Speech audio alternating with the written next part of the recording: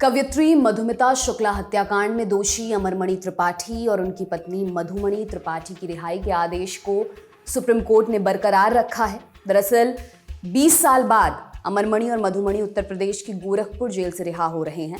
मधुमिता की बहन निधि शुक्ला ने अमरमणि की रिहाई पर विरोध दर्ज कराया। अब इस पूरे हत्याकांड की कहानी आपको बताते हैं। मधुमिता शुक्ला, जो लखीमपुर खीरी की रहने वाली थी, 16-17 साल की उम्र में मंच पर सक्रिय हुई। वीर रस की कविता पढ़ने के अपने तेज तर्रार अंदाज के लिए पहचानी जाती थी। अपनी कविताओं में देश के प्रधानमंत्री तक को खरी खोटी सुना देती थी। इस वजह से कम उम्र में ही ये लड़की हिंदी कवि सम्मेलन की स्टार बन गई। उम्र कम थी, महत्वाकांक्षाएं बड़ी। देखते ही देखते मधुमिता शुक्ला का नाम बड़े बड़े सियासतदानों के साथ खास संबंधों के चलते लिया जाने लगा। वो बड़े पेमेंट वाले कवि सम्मेलनों का आयोजन भी करवाने लगी थी।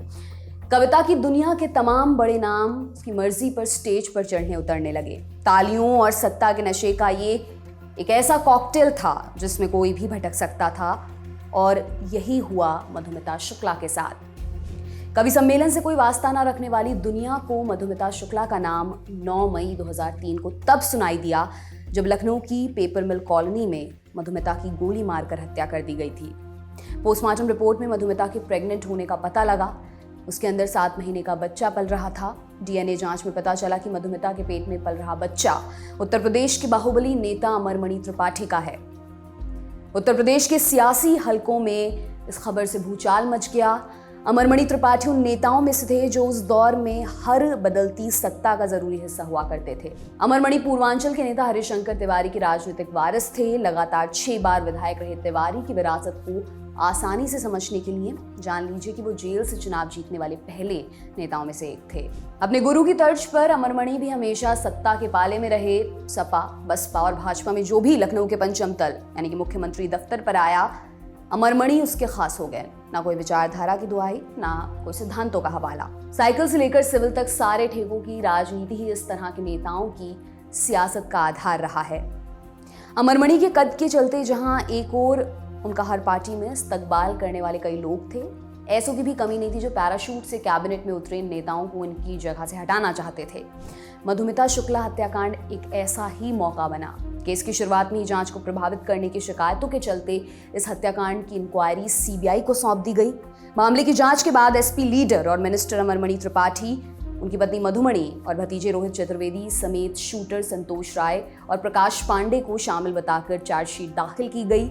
मधुमिता के हाउस हेल्प देशराज ने अपने बयान में बताया कि संतोष राय और प्रकाश पांडे सुबह सुबह मधुमिता के घर पहुंचे। तभी वो चाय बनाने लगा।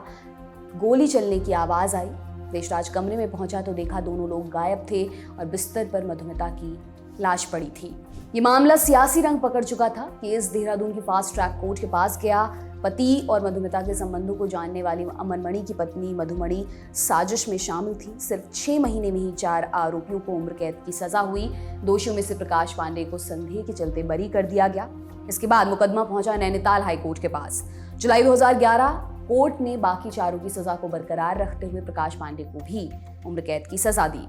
आपको बता दें कि अमरमणि त्रिपाठी की राजनीति की शुरुआत कांग्रेस पार्टी के विधायक हरिशंकर तिवारी के साथ हुई। पहले वो बसपा में गए, फिर सपा में। 2001 की भाजपा सरकार में भी त्रिपाठी मंत्री थे। तभी बस्ती के एक बड़े बिजनेसमैन का 15 साल का लड़का राहुल मदेसिया किडनैप हो गया। रिहा होने पर पता चला कि किडनैपर्स ने उसे अमरमणि के बंगले में ही छिपा रखा था। अमरमणि को कैबिनेट से बर्खास्त कर दिया गया। उसके 2 साल बाद ही अमरमणि और उनकी पत्नी मधुमिता की हत्या के आरोप में पकड़े गए। इस खबर पर अगर आप कुछ कहना चाहते हैं तो हमें कमेंट बॉक्स में जरूर बताएं। मेरा नाम दिव्यांशी सुमराव है। आप देखते रहिए दी लल्लन टॉक। बहुत बहुत शुक्रिया।